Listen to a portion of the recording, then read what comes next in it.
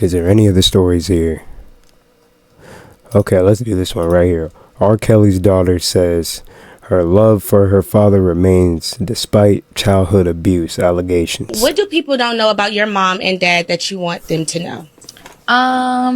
Well, one, I'm gonna look at the camera when I say this. Please, girl. I love my father, okay? It's a big misconception that there is hate or like animosity towards him. It's none of that. At the end of the day, I went through what I went through. My family went through what they went through, and I'm gonna hold people accountable. However, that does not reflect how I feel about that man.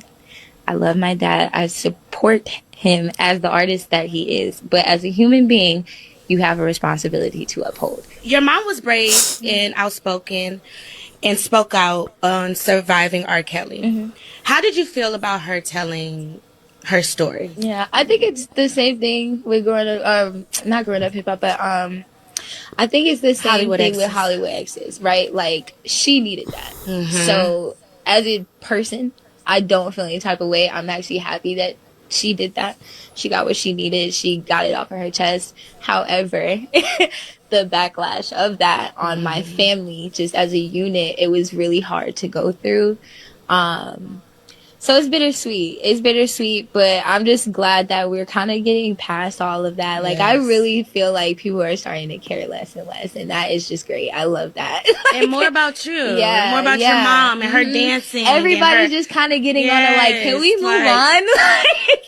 And I'm like, damn, I've been saying that for like 10 years. When it comes to how I view them and what I want people to know is just that we are a very genuine family unit, and we wear our heart on our sleeves. The shit that we've been through is real. It's not fake. It's not scripted. It's none of that. Well, we know it's so not just scripted. take that into consideration when you talk about me and mine. What do people don't know about your mom and dad? I'm keeping this all the way 100 with y'all. I'm gonna actually start with her mom too, and I think her mom's name is Drea Kelly. Let me make sure. Let's actually type it. R. Kelly's ex-wife. Type it in. Yeah, there we go. Drea Kelly. And it even shows Aaliyah right here too. Yo, yeah, we definitely talking about that one. Anyways, so I'm gonna keep it all the way 100 with y'all. R. Kelly's a fucking pedophile, my nigga. R. Kelly is a pedophile, straight up, bro. That nigga is a fucking pedophile. That woman in that sex tape, that little girl in that sex tape, that was a 14-year-old girl. That was a 14-year-old girl, my nigga. And it's crazy, too, because I remember back then, I was a teenager, bro, and I seen that shit, bro. Literally just scrolling through on Twitter. Like, that's how accessible that shit was back in the day. I remember even watching a Vlad TV interview. He said that he found it just at a flea market, and they were just selling it on cassette tapes. Like, dead ass. I think it was a VHS tape. Yeah, it was selling on VHS tapes. But that little girl in that sex tape, that was a 14-year-old girl. That was a 14-year-old girl. And that little girl, her father was playing bass for R. Kelly.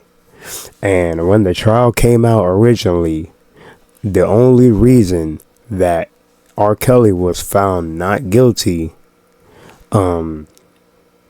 is because, one, when the dad watched the video of the sex tape, he watched the video.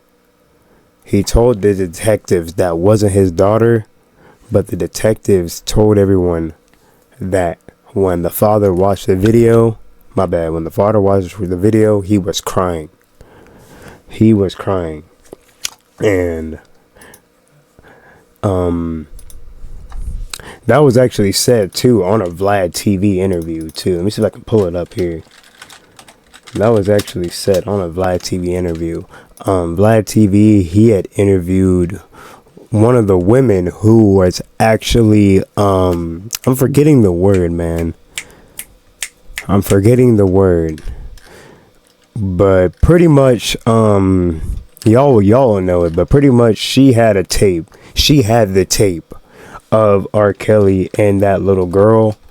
And R. Kelly, offered her, I can't remember how much money, for that tape back. But before that, she made a copy of it, and they found out. So then they had to get on a flight and give back that copy as well. But I can't remember what that woman's name was. Let's go, DJ Vlad. R. Kelly trial. Vlad got it all, my nigga. Vlad got it all. This is her name right here, Lisa Van Allen. This is the woman right here who said that. So let's go on. Let's type her name in now. Lisa Van Allen. She's the one. She aired it all out too. Yeah, she talks about how R. Kelly told her he got Aaliyah pregnant, and how R. Kelly slept with Aaliyah's mom too. Yeah, I'm telling you, bro. R. Kelly was a fucking pedophile, man. R. Kelly was a pedophile. Even this girl too. Actually, matter of fact, now I remember her. This girl too. She was actually one of the underage women too that R. Kelly met. Where? Yeah, right here. Look, it says Lisa Van Allen talked about meeting R. Kelly at 17 on Home Alone video set. He was 30. And this shit was actually true too. Okay, so let's go right here. So this is gonna be a longer video, so y'all just gonna have to thug it out with me. So you're back in a relationship with R. Kelly, and I mean he's essentially supporting you and your daughter now. Yes. At what point did Yeah, she had a kid. It wasn't with him though. and start finding some of the various They had tapes? split for a minute, then That got was back together. in either 99 or 2000. So that This was nigga R. Kelly had a bunch of tapes and came back. with these underage So women, bro. at one point you actually started taking some of the tapes. I just took one. You took one. Okay. The And one I was that you were in. right. I mean, I one was that in you were actually multiple, in. but I found that I just ran across one that I was in. Okay. And why did you take that one particular tape when there's a whole bunch of tapes with you? Just the only one I was able to run into at that moment.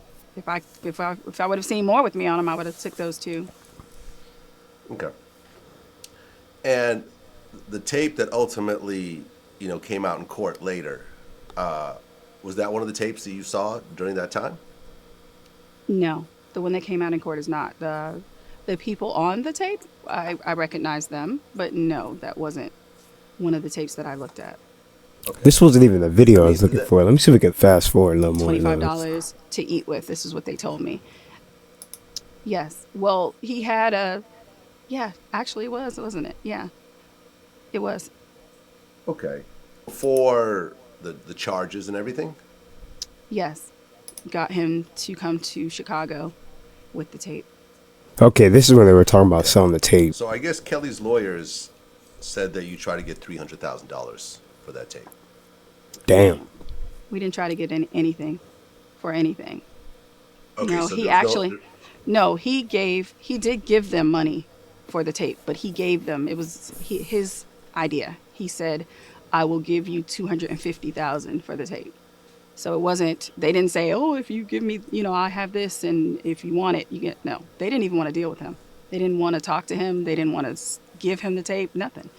So no, it wasn't anything like that. Okay, but you just offered him $250,000. So Yeah, he did. He offered them, but they'd be, I mean, wouldn't you take it if somebody offered you some money? I mean, Yeah, no, that's not blackmail if you offered it, Okay. And So- were you involved in that financial transaction? Did you get part of that money? Yeah, I she was involved was. in it, yes, because I was the one who had to convince them to come. I was the one who had to go get the lie detector test done, things like that. So yes, I was. Okay. And can you She had say to how do a much you lie got out of detector that? test too. That's It crazy. ended up being, because it was several trips I had to take, 100,000. Okay, so you got 100 and Keith got 150. He ended up with 100 as well. Okay. 50 never came for no one Okay. So each of you got 100,000 in the end. Yeah. in the end. Okay, so yeah, that was that of them talking about the tape. Now let's actually go over here to where. Let's see. Does he have a clip of it? He better have a clip of it. Let me see.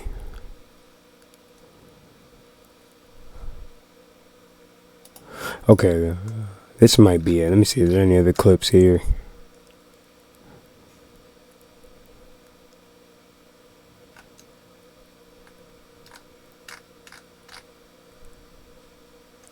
It's hard to really know which one it is. Okay, but I see two where it, okay, here it is. Actually, this is it right here. Lisa Van Allen, father of girl on R. Kelly tape, were cried, yep, during questioning. This is it right here. Boom.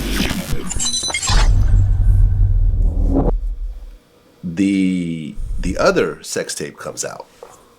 And I remember there was initially some news about it, and I think Wendy Williams was on the radio saying that she'd seen it and she was describing it and so forth. And then I remember I was living in Oakland at the time, and I go to the swap meet, and there it is. Like, literally, like, 30 copies laid out on someone's This is what I was blanket, saying. being sold. They just lay it out like there. like a Friday bootleg, basically. Mm-hmm. And I remember, I had, seen some footage from that just to see if it was R. Kelly, and I'm like, oh, okay, that's definitely R. Kelly. No, that's definitely R. Kelly, nigga. That's And definitely it was R. in Kelly. that Colorado room that we had talked about earlier, That little girl was 14 years old. and She it was was with a 14 girl years that old. looked very, very young. Yeah. And Sparkle claimed that was her niece. Wow. Have you I ever, forgot about seen that. that girl before? Yes. That's the girl he said that was 16. That was his neighbor. So this is a girl you did a threesome with. Yes, that he lied and said was his neighbor originally. That's what he told me.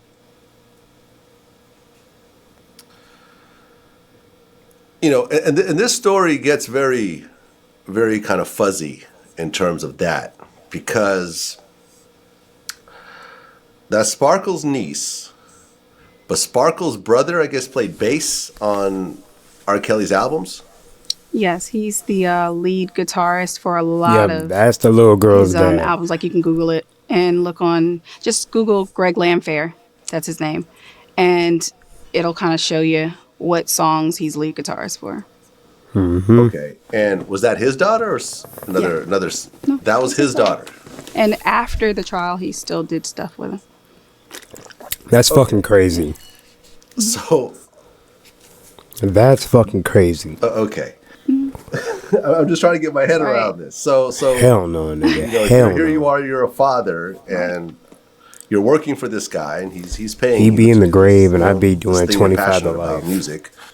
He ends up having sex with your daughter, and then you continue to work with him afterwards. Right. Correct. And he lied under oath because he said it wasn't her. But while he was saying it wasn't her, he was crying. That's what prosecution told me. Wow. You're watching the tape of your daughter getting peed on and you're crying. And you're saying it's not her, but you're crying. Right, and in that tape, that's where the peeing, The one that went to thing trial, happens. yes. I'm telling you, R. Kelly Now- Kelly was a fucking pedophile, bro. This shit is Sparkle all story true. is kind of interesting This as well. shit was all true. because I had interviewed two of the members of Public So many Announcement, people knew about what was going on. and I don't know if you saw that. So interview many or not. people. I haven't even gotten to but- his wife yet. What a lot of people didn't realize was the third member Sorry, ex-wife. of Public Announcement was this guy named Earl. Were you around Earl at all or no? No. I did see the other guy, though. What's his name? Dre, I think. Dre and Ricky. Yeah, Dre. He Yeah. would be around Rob a lot. Okay. Well, Earl told one of the other Public Announcement guys that he had seen R. Kelly have sex with Aaliyah, and he left the group because of that. Now, from what I understand, Earl Robinson did see some stuff between R. Kelly and Aaliyah. Yeah, he say he did. Okay. That's what he said. He told me that. So what did Earl tell you exactly? He said he saw Rob and Aaliyah on the back of the bus. Having sex? Yeah. Did Earl leave the group because of that Aaliyah situation? Yes. That's exactly why he left. Probably wasn't even a day or two after he told me that he was gone.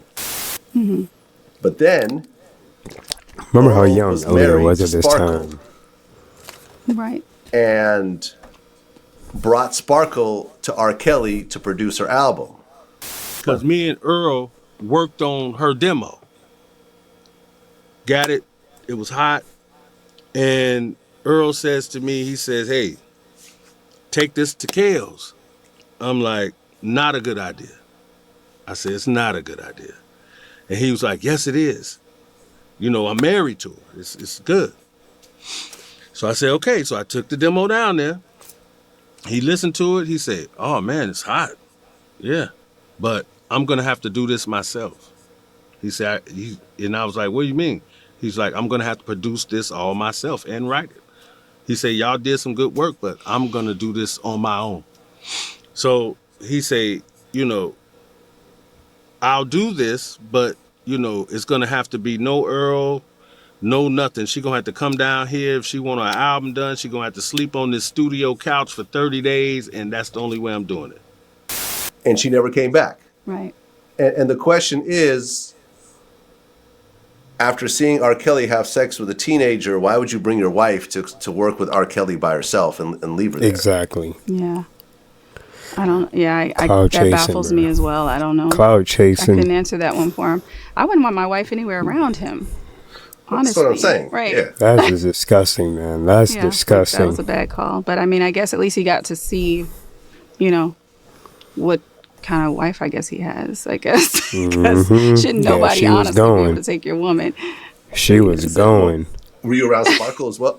Were you around Sparkle as well? She was No. going, No. boy. Okay. Okay. So But to wrap this up, y'all, yeah. I understand where R. Kelly's daughter was coming from. Let me actually get her back up on the screen, too. I understand where she was coming from.